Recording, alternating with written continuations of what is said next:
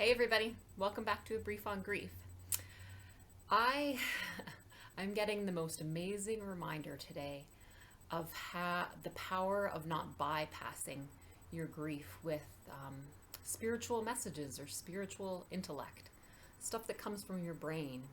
I don't know about you, but one of my favorite grief myths or myths of dealing with grief has my whole life has always been replace the loss.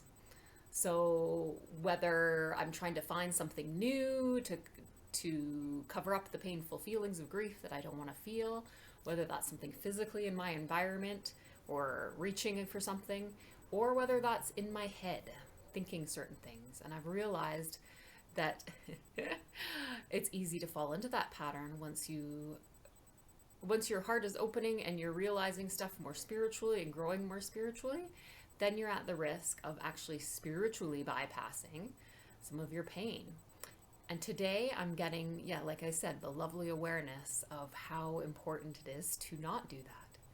So yesterday, second half of my day, I had a couple things that happened that, caused some grief. There was kind of a couple things that I was really excited about, and they fell through, and I was feeling quite disappointed. And I just tried to stay with the feelings. I got a couple of lovely messages from friends sending their love and also sending some lovely absolute truth about like spiritual kind of big picture messages, which I totally received and totally loved, but at the same time was able to say thank you for your love, but I'm actually going to save the big picture messages to feel those later. And right now I'm giving space for the pain and the disappointment that I feel now. So that's kind of where I was for the rest of my day yesterday. And today I'm getting,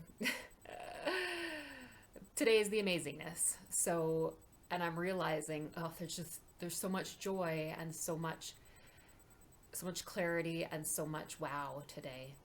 And I know that part of it is from the space that I gave myself yesterday to feel and move through the pain. So when we give ourselves the chance to feel the grief that we're feeling in our hearts, because really I was like, where do I feel this disappointment? And it was in my heart. So no matter where it is, no matter where you feel it, or if you even don't feel it in your body at all, giving that yourself space for that, the magic of doing that with your grief, the magic of giving yourself the time and your body the time to actually feel it, gives it the space to move through you naturally. And even though the spiritual awareness little messages and stuff were poking in my head and I was like, yep, that's true, yeah, I can see that, I wasn't focusing on those. I thought there's going to be a time later on to feel those, the wholeness and the joy and the awareness of those spiritual messages. But right now I'm going to bravely stay with the grief and the disappointment.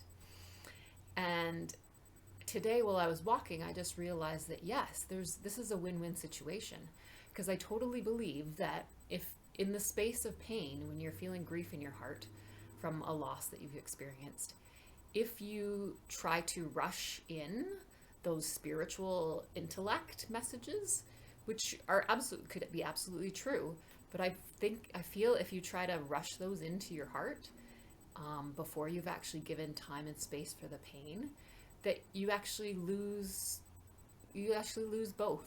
You actually lose times two.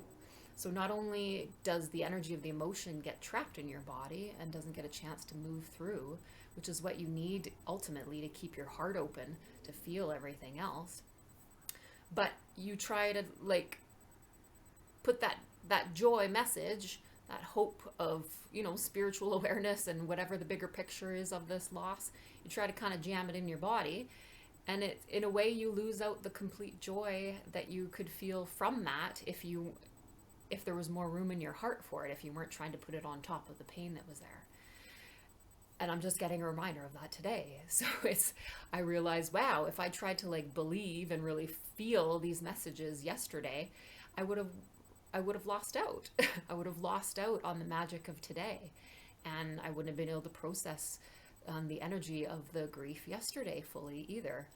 And that really, I believe, time and time again, that really is one of the key things, is to just give that space and time for the energy of the painful emotion to move and shift. And then the magic comes in all the time. And yeah, it's magnificent. It's been a magnificent day. And I love just coming to talk about this right now. So I think that's it. I will see you guys next time. Bye.